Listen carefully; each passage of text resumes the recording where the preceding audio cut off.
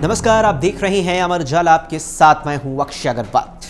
Adampur air force station से नियमित अभ्यास उड़ान के दौरान कागारौल में आकर गिरे MiG-29 विमान के pilot wing commander Manish Mishra फिलहाल अब कोई भी विमान नहीं उड़ा सकेंगे। दरअसल इस हादसे के बाद पहले उच्च स्तरीय जांच की रिपोर्ट आने और फिर तकनीकी और साइकोलॉजिकली जांचों से उन्हें गुजरना पड़ेगा। Retired squadron leader AK Singh के मुताबिक अलग अलग जांच एजेंसियों की रिपोर्ट आने में भी वक्त लगेगा। वहीं हादसे के बाद ट्रॉमा से निकलने में भी पायलट को अभी वक्त लगने वाला है। ऐसे में विंग कमांडर मनीष मिश्रा को लगभग 1 साल तक किसी विमान को उड़ाने की अब इजाजत नहीं मिल पाएगी। इस तरह के हादसों के बाद पायलट 8 से 12 महीने तक कई जांच कमेटियों के सवालों में भी घिरा रहा था। कई चरणों के बाद साइकोलॉजिकल टेस्ट के बाद ही उन्हें विमान उड़ाने की इजाजत दी जाएगी।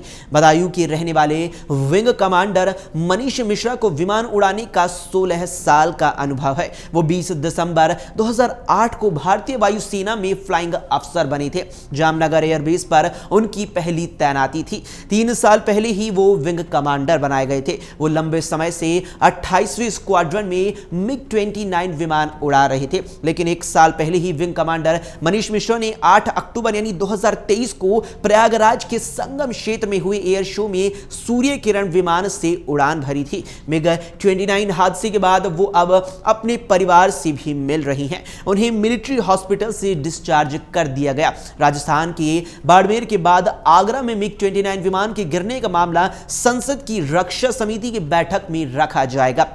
लड़ाकू विमानों के लगातार गिरने, इनके रखरखाव और हादसों पर लगाम लगाने के मुद्दे पर संसद की रक्षा समिति नई दिल्ली में 2 दिन यानी 21 और 22 नवंबर को अब मंथन करने वाली है। कागारौल के बघा सोनीगा गांव में गिरे MiG-29 विमान के मामले को देखते हुए राज्यसभा सांसद नवीन जैन समिति के साथ चर्चा करने वाले हैं। राज्यसभा सांसद नवीन जैन ने बताया कि लड़ाकू विमान के गिरने का मामला बेहद ही गंभीर है। रक्षा समिति की बैठक में इन पर अब पूरी रिपोर्ट मांगी जाएगी कि आखिर MiG-29 जैसे विमानों के गिरने की वजह क्या है, अब तक कितने विमान गिर चुके हैं और तकनीकी खराबी के कारण इनमें से कितने विमान गिरे थे। विमानों के पुराने हो जाने समेत अन्य मुद्दों पर आने वाली 21 और 22 नवंबर को यहां रक्षा समिति की बैठक में मंथन किया जाएगा। वो MiG हादसे का मामला भी उठाएंगे। सांसद और रक्षा समिति सदस्य नवीन जैन ने बताया कि रक्षा समिति की 2 दिवसीय बैठक में लड़ाकू विमानों के गिरने, रखरखाव और कल पुर्जों को लेकर चिंता जताई जाएगी। बीते 2 महीने में 2 MiG विमानों के गिरने के मामले को रक्षा समिति की बैठक में यहां पुरजोर तरीके से उठाया जाएगा।